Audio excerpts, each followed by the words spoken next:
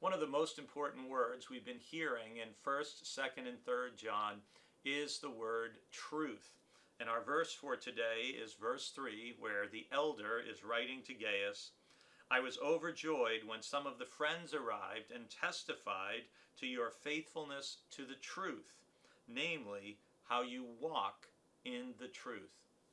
In many of these videos, I've spoken about truth because it's such an important biblical concept.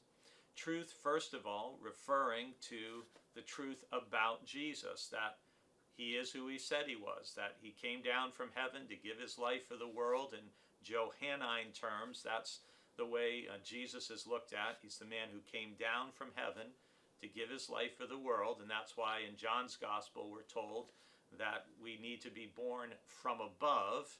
The Greek word is anathon, that's often translated, or people talk about being born again, but the Greek more specifically means being born from above, because that's where Jesus came from. We need to have a spiritual birth.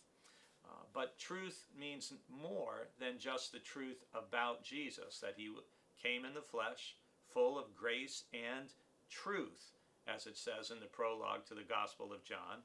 And then in John chapter 8, starting at about verse 31 to verse 36, we hear Jesus talking about, in knowing him and knowing the truth will set you free. So truth is a very important biblical concept, and it's important in a different way than we think about truth in kind of the post-Enlightenment Western world. We think about truth much more intellectually, something that we assent to. Yes, I believe it is true that the earth rotates around the sun and not the other way around.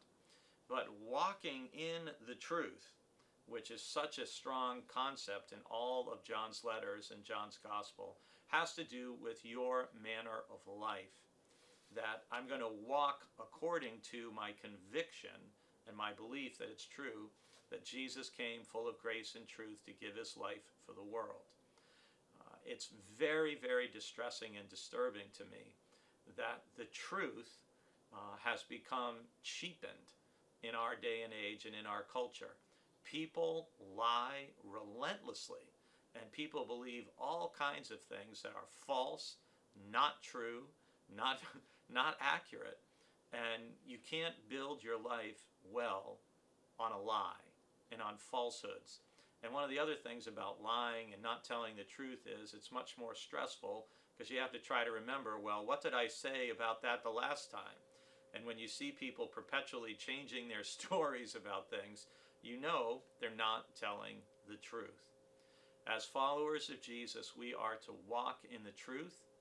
We are to be people who other people can trust, that when we speak, we're telling them the truth. So walk today in the truth of Christ, and that truth will make you free.